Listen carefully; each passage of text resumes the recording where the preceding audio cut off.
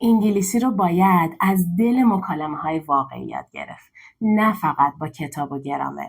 یکی از بهترین جاها برای شنیدن و یاد گرفتن همین مکالمه‌ها سریال‌های جذابیه که خودمون عاشقشونیم. توی این قسمت با هم میریم سراغ سریال واکینگ دد. اصطلاحاتی که شخصیت‌ها استفاده میکنن و یاد میگیریم. اینا همون عبارتایی هستن که فردا میتونی توی مکالمت استفاده کنی و همه رو غافلگیر کنی. سلام، من هیوا هستم و اینجا کانال انگلیسی با هیواست. I'm not in the best headspace. I'm not in the best space. یعنی از نظر روحی خوب نیستم. Thanks for inviting me, but I'm not in the best space right now. مرسی که دعوتم کردین، اما از نظر روحی خیلی خوب نیستم. You know, I had a hunch you were up to something. I had a hunch you were up to something. یعنی حدس میزدم که داری یه کارای مشکوکی میکنی. had a hunch یعنی اینکه حس قوی داشتم، حدس میزدم. be up to something یعنی که مشغول انجام یه سری کارای مشکوک بودی. I had a hunch that you were planning a surprise party. یعنی حدس میزدم که قراره یه surprise party برام بگیری. Old acquaintances. An old acquaintance یعنی یه آشنای قدیمی. She's not a close friend, just an acquaintance. یعنی اون رفیق صمیمیم نیست، فقط یه آشنای قدیمیه. توی everyday English به جای acquaintance میایم از someone I know استفاده میکنیم. مثلا I got this job through someone I know. یعنی از طریق کسی که میشناختم این شغل رو پیدا کردم. As far as I can tell, you have exhausted every shithole. As far as I can tell, you've exhausted every shithole. Every shithole میشه هر سوراخ سنبه‌ای. You've exhausted یعنی تا سرحدش رو استفاده کردی. تا جایی که میتونستی استفاده کردی. As far as یعنی تا حدی که، تا جایی که. As far as I know, she's coming tomorrow. تا جایی که من میدونم اون قراره فردا بیاد.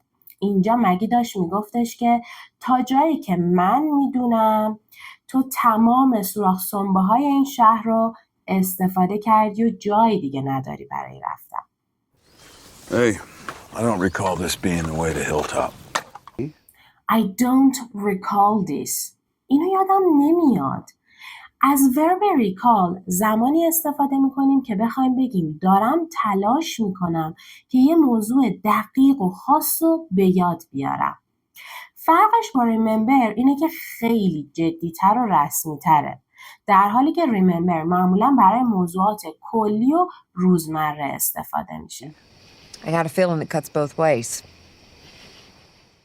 I've got a feeling that it cuts both ways. یه حسی به هم میگه این موضوع دو طرف است. Cut both ways یعنی دو طرف است، دو تا لبه داره. مثلا being famous cuts both ways. You get attention but you lose your privacy. یعنی معروف شدن دو تا لبه داره. از یه طرف درسته که تو محبت دریافت میکنی، توجه دریافت میکنی، اما در مقابل حریم خصوصیت هم از دست میدی. And I'm sick. She's not my blood grandma, but she looked after me. She is not my blood grandma. یعنی اون مادر بزرگ خونی من نیست یا مادر بزرگ واقعی من نیست.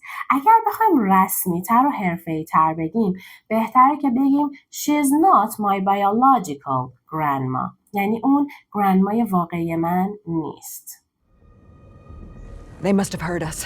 We have to... They must have heard us. یعنی اونا حتما صدامونو شنیدن.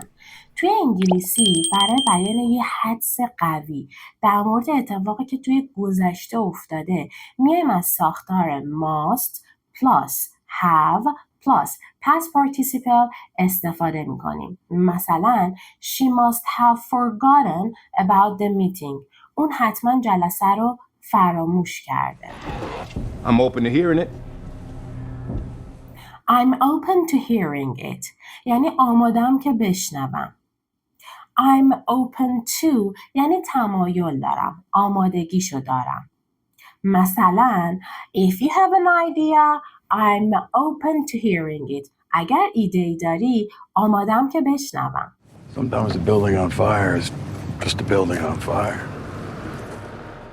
Sometimes a building on fire is just a building on fire. این یه اصطلاحه که اشاره به این داره که بعضی اوقات واقعا نیاز نیست که یه موضوع رو پیچیده کنیم. فقط کافیه همون چیزی که میبینیم رو باور کنیم. این فقط یکی از ویدیوهایی هست که میتونی باهاش مکالمت رو بهتر کنی. اگر از این سبک ویدیوها خوشت میاد حتما کانالم رو سابسکرایب کن و بقیه ویدیوها رو هم ببین. مطمئنم ساعتها سرگرم میشی و کلی چیز یاد میگیری. توی هر قسمت با یه فیلم و سریال جدید کلی اصطلاحات کاربردی یاد میگیری. با من همراه باش تا قدم به قدم انگلیسی رو همونطور که تو دنیای واقعی استفاده میشه یاد بگیری. یادت باشه انگلیسی یاد گرفتن اصلاً سخت نیست اگر راهشو بلد باشی و من اینجام تا راهشو بهت یاد بدم. تا ویدیوی بعدی keep learning.